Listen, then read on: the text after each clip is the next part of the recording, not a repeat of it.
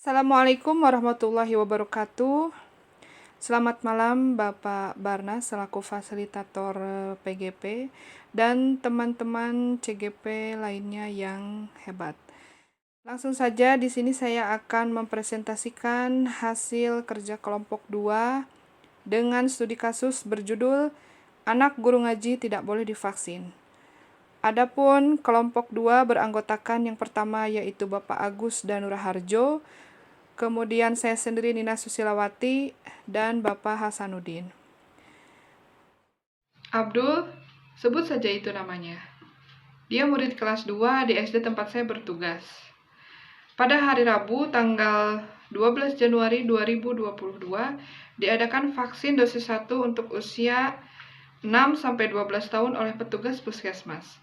Hari sebelumnya sudah diumumkan bahwa murid-murid harus sudah sarapan sebelum divaksin.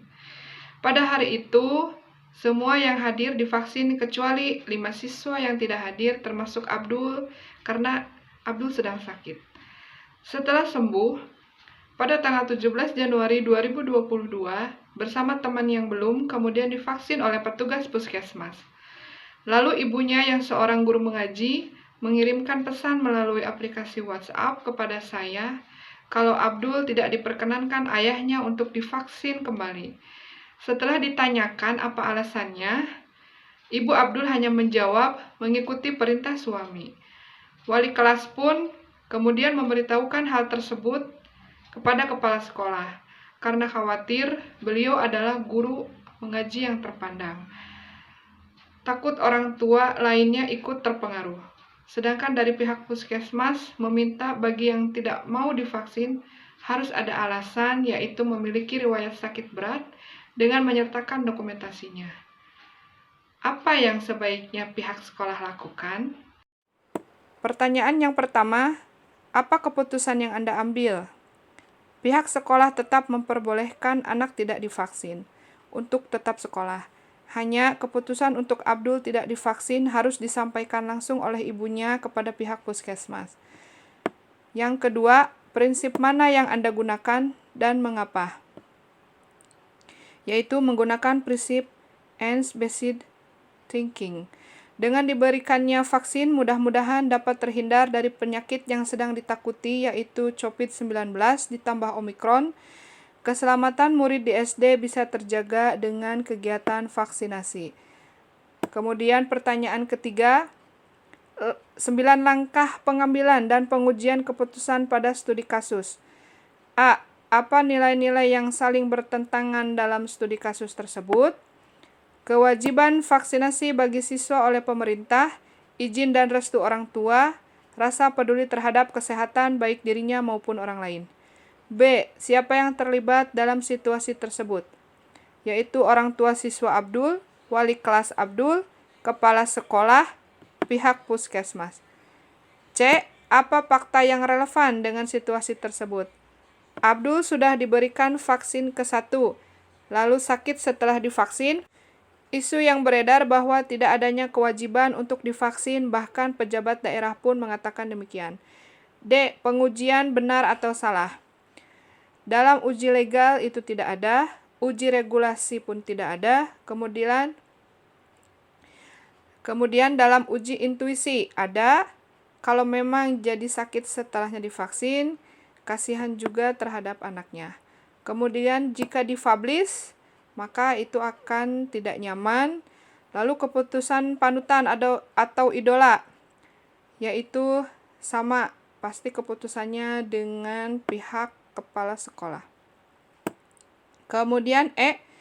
Jika situasinya adalah situasi dilema etika, paradigma mana yang terjadi pada situasi tersebut? Yaitu individu lawan masyarakat, bisa juga jangka pendek lawan jangka panjang. Kemudian yang F, dari 3 prinsip penyelesaian dilema, prinsip mana yang akan dipakai?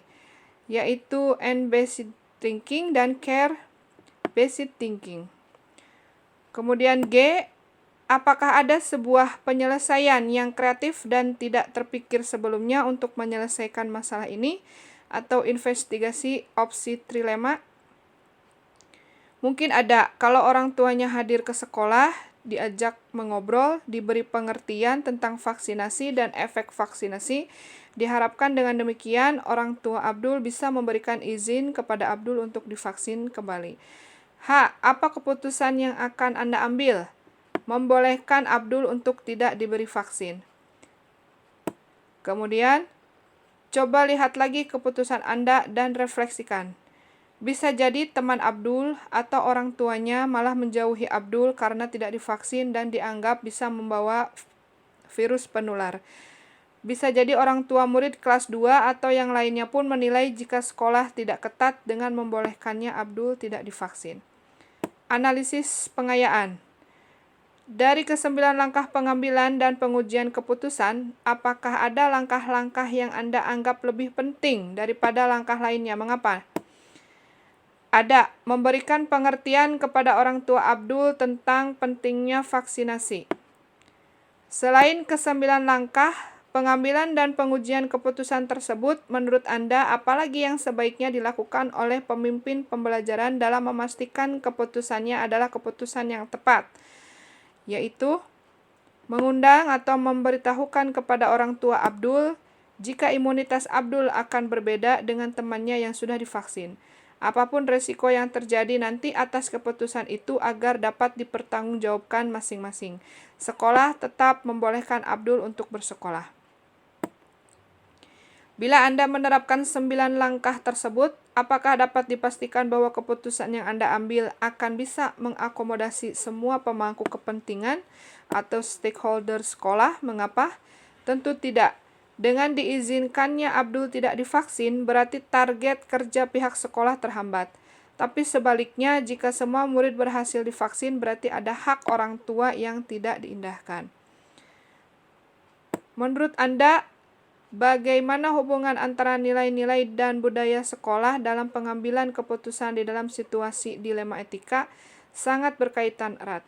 Care-based thinking yang dipakai oleh pihak sekolah ini karena sekolah merasakan sebagai orang tua murid tersebut.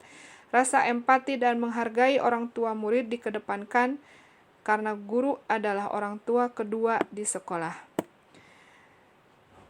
Itu adalah paparan presentasi dari kelompok 2.